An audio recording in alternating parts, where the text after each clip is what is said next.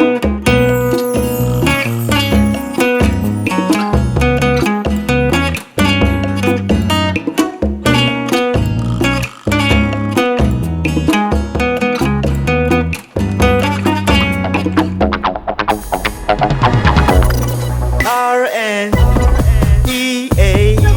unraveling the mysteries of power. Can you feel the energy breaking the empire? Hello, everyone, and welcome to the Russian Nuclear Education Ambassador podcast series. And for those who are new here, welcome, and those who aren't new here, welcome back. So I'm your today's host. My name is Wese Ange Favienne, and today's topic of our podcast is a life as a nuclear student in Russia. Before I welcome my colleague Manasseh, don't forget to subscribe to our YouTube channel and to follow us on our social media. We're gonna leave the link in our description box below, and let's get into it. So, welcome Manasseh. Can you tell us about yourself, your introduction? Who are you? Who am I with today? Yeah, so my name is Manasseh Kiamlanda. I'm studying nuclear power engineering and thermophysics in Obninsk. My institute is called the Obninsk Institute for Nuclear Power Engineering. I'm Zambian. I think. When did you come to Russia? I came to Russia. I was supposed to be here in 2020, but due to the travel restrictions and what was happening with Corona, we came in 2021. So I've been here for 3 years now, but I've been studying. I've been studying at my university for 4 years technically. Yeah. So, according to your experience when you lived to Russia, what was your most challenging thing you found in this country as a new person in a new country? Oh, as I already stated, during our time, we came when Corona was like a big thing. So with the Corona thing, the quarantine business, because when we had to be like quarantined for some time. So I can say the big challenges that I met. Okay, the weather was a challenge because coming from Zambia, the time we were arriving here, I think that was in October. Yeah, in Zambia, at the time in Zambia it was hot, and then I arrived here at the Madodova airport. It was like very cold. So, you weren't prepared for it, or you had some clothes, some warm clothes, or something? I mean, I was, but it was my first time, so you can never be prepared for the Russian winter. Yeah, so the first challenge was the weather, and then the whole quarantine process was a challenge because you're in a different country, and then it's cold, you're being quarantined. But yeah, after some time, I was used to the place. So, you had knowledge about the language. It wasn't an issue for you so far. You were already a student online. So, how was the situation with you, the communication with Russian people when you arrived in Russia? Yeah, so as I have already said, we were doing online lessons, and we were doing what they call preparatory faculty, and you learn Russian and stuff. But everyone who has been to Russia knows that Russian they teach you during preparatory faculty is not the Russian that these guys speak. So you think when you come, you think you know the language, but the language that they actually speak in the streets, in the shops, is different. But luckily enough, for us Zambians, there's a big Zambian community in Russia. So the first 80 weeks when you come, those guys were assisting us with everything. And apart from those guys, my school also has what they call curators.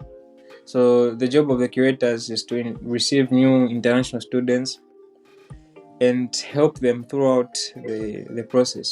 For example, going to the bank to open bank accounts, going to the school to do registration and checking in, all those processes that may require a bit of translation and some Russian language.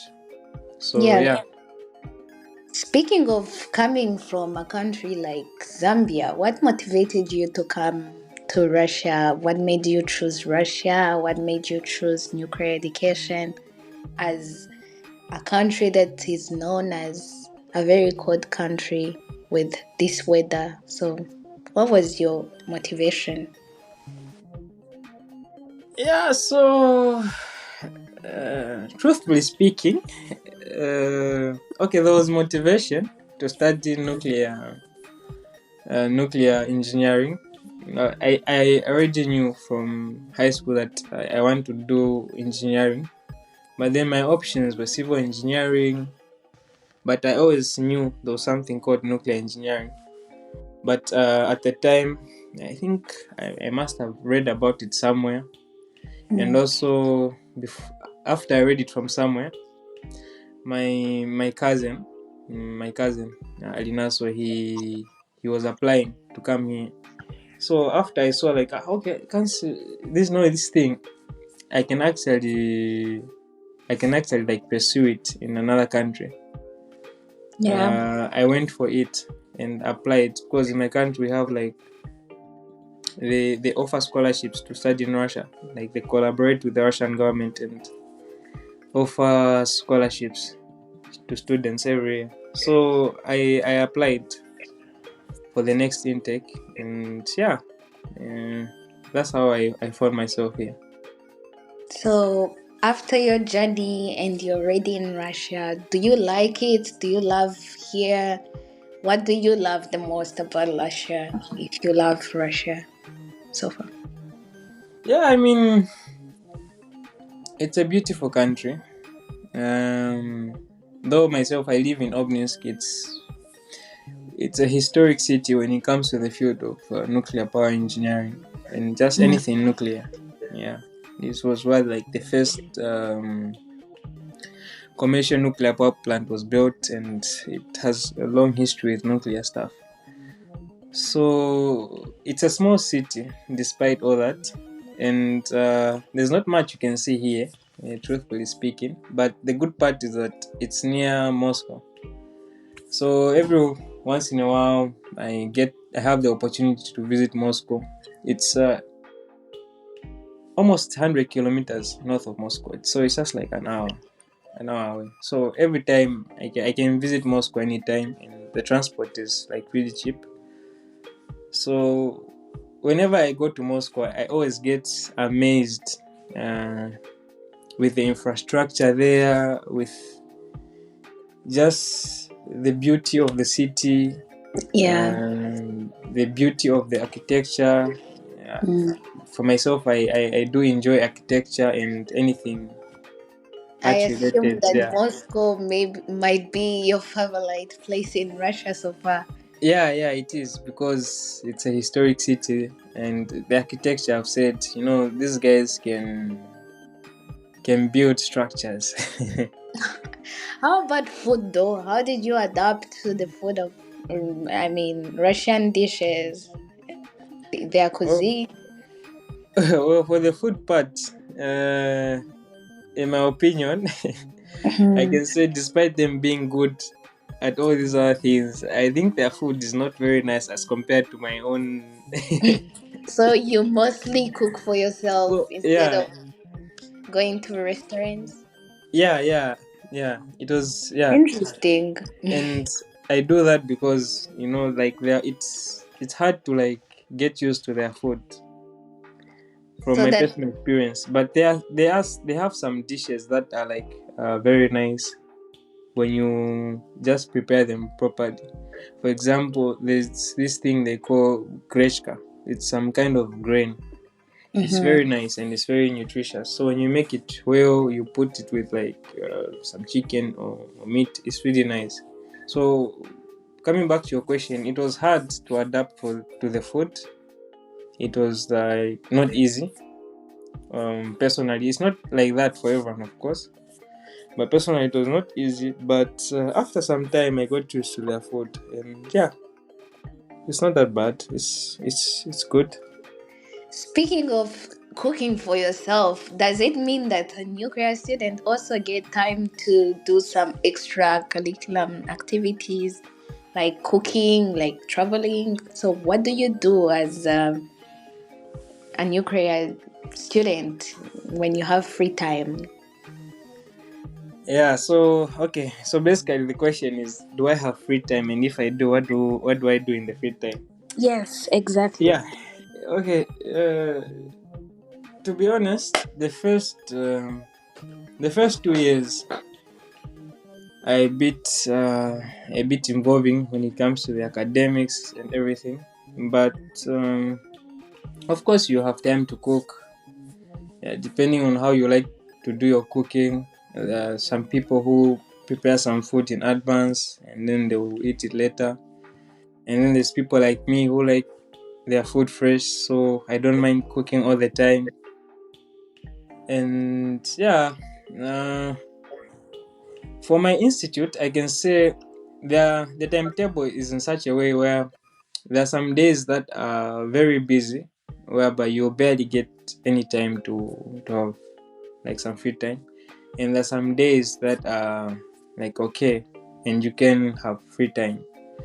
And the thing I was saying about the first 2 years will be like in those 2 years where you're doing mathematics and physics and all these other technical subjects, the free time will be lesser. But when you become like a third year like I am and the fourth year, you have more free time and you have more time to like focus on other things and whatnot.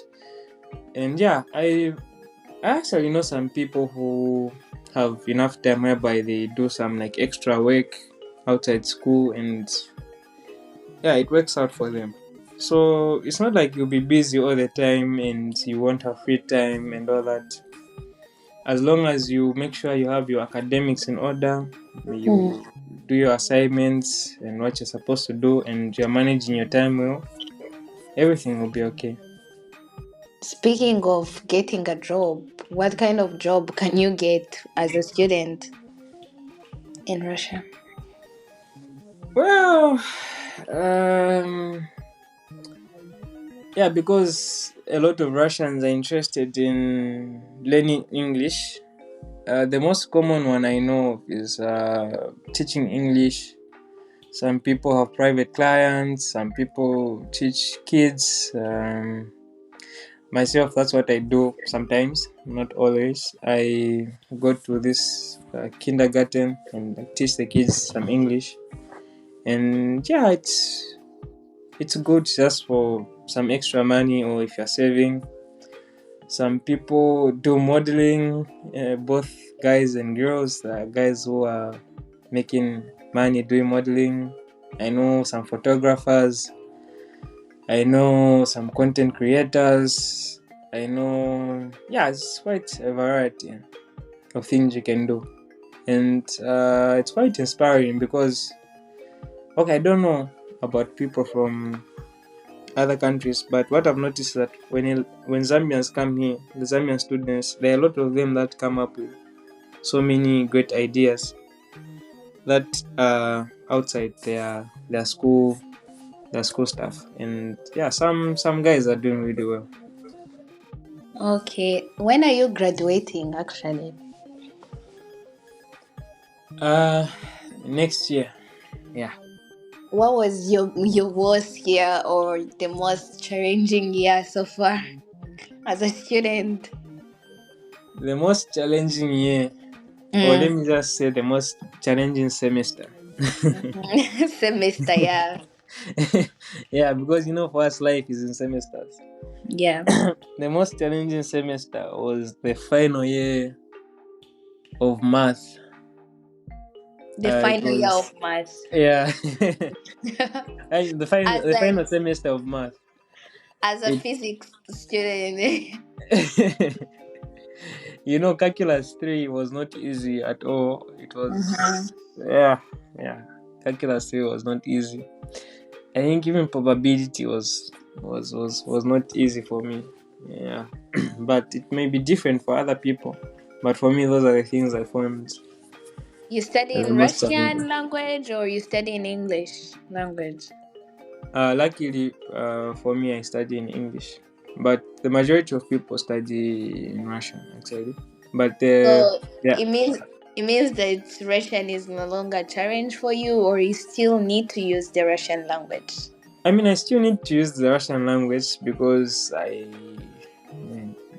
go to the market, for example. I have to communicate with the people in the street, and even for the same lecturers that teach me in English. Sometimes it's Mm. better to communicate with someone in their native language. And yeah, I'm in Russia, so I mean, obviously, I'll I will just have to know some Russian to be able to navigate and do certain things. So yeah, the Russian is very important. Even if you study in English, it's very important to learn. There are some stereotype. People usually say that Russian people are not friendly. Oh, what do you say about that? Did you find them unfriendly, or it's different for you? Yeah, so that's a good question. There's this thing I heard about. Uh, I don't know if I heard it from a TV series or I read it from somewhere or someone told me about it. In Russian, they call it. Sorry if I'm mistaken. If any Russian will hear this, they call it Большая русская душа. It means the big Russian soul, and for me, I think that for me encapsulates like what Russian people are about. I know when you watch Hollywood and when you just listen to the news or these stereotypes wherever they come from, you might think as if these people are so, maybe they're mean, they never smile and all that. But when you interact with them, when you talk to them, and when they ask you questions and you're asking them questions, they're usually interested. Yeah, you can kind of sense that desire they have for them to like connect to other people that are not Russian. So you'll find that most of the interactions you have with the Russian people are positive, whereby maybe they were just very interested about knowing about your culture. Maybe they were also interested in knowing about some stereotypes they heard about your culture, and they are just interacting with you like that. Sometimes you're walking or you are in a bus and maybe a Russian man talks to you and they try to just socialize. Sometimes you are interacting with friends and Yeah. they show you the kindness.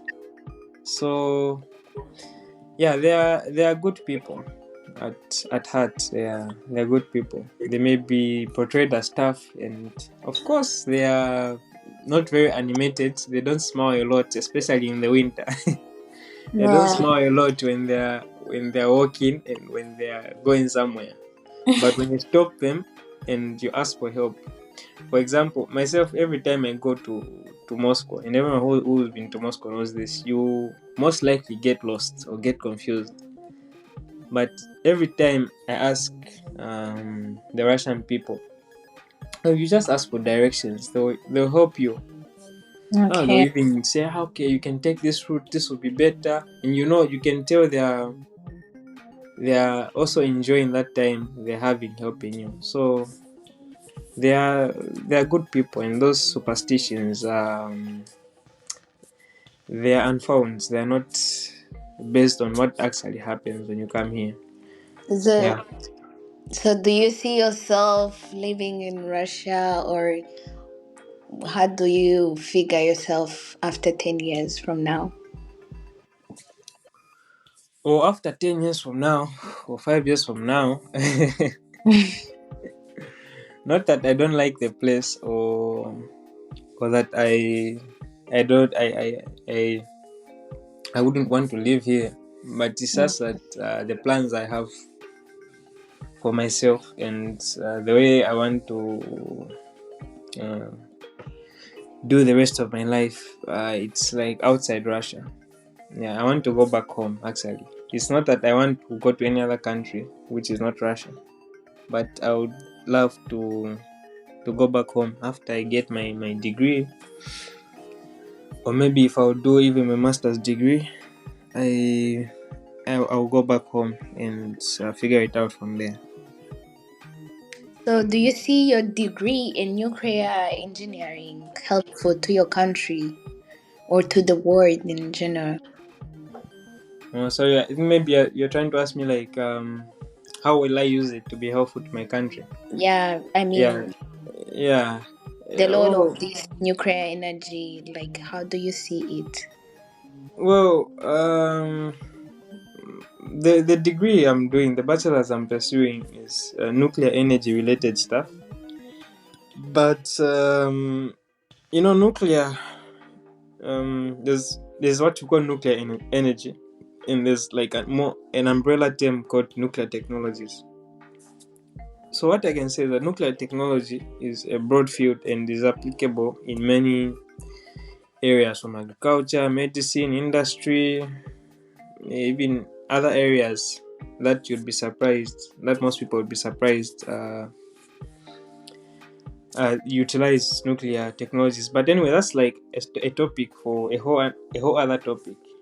But to Yeah, come back to your question, the thing is, my degree won't just be helpful in the energy sector, but there are a bunch of other things I can do in my country besides nuclear energy, building nuclear power plants.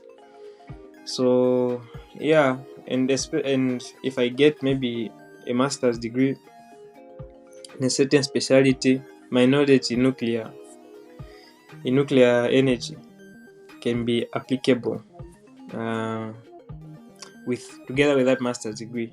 It can be applicable in any other field.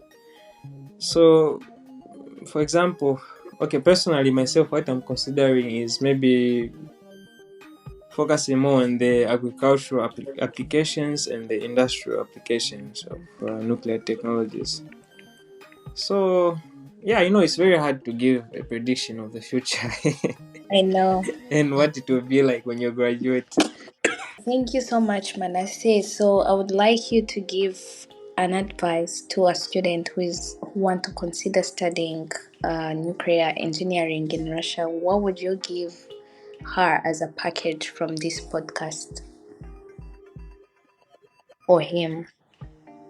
Yeah, I'm happy you said him. I thought you were like, what? Huh? Only her. And him, because yeah.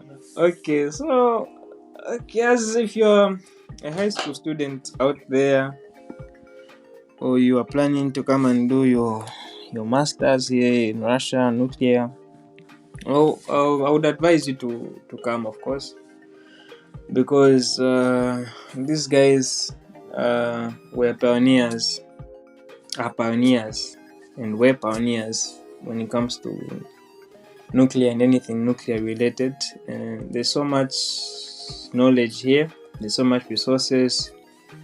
There are places you can go, you do simulations of how to run a nuclear power plant. The facilities are great, and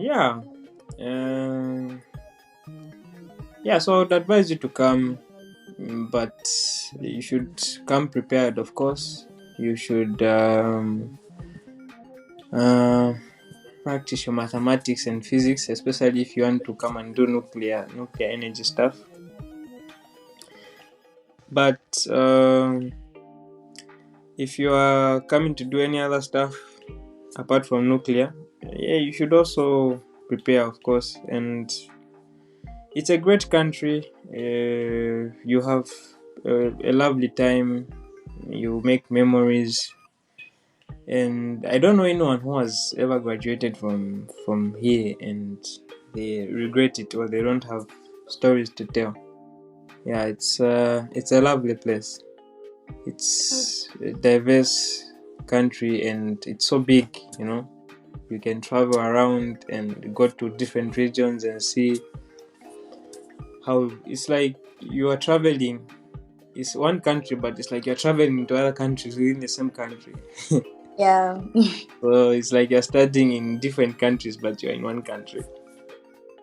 Yeah, so it's amazing. I would definitely advise anyone who is considering it to go for it. All right. Thank you so much for being with me in this podcast. And that's it for today, guys. And thank you for tuning in our podcast. And I hope you've learned something from Manasseh about his life so far in Russia. And don't forget to like this video and share it with your friends. If you have friends who want to consider studying here in Russia, or if you personally want to study in Russia, consider this video. Come back always. We have a lot for you. So see you next time. Bye. All right, bye bye. Thanks. EA, unraveling the mysteries of power. Can you feel the energy breaking the impossible?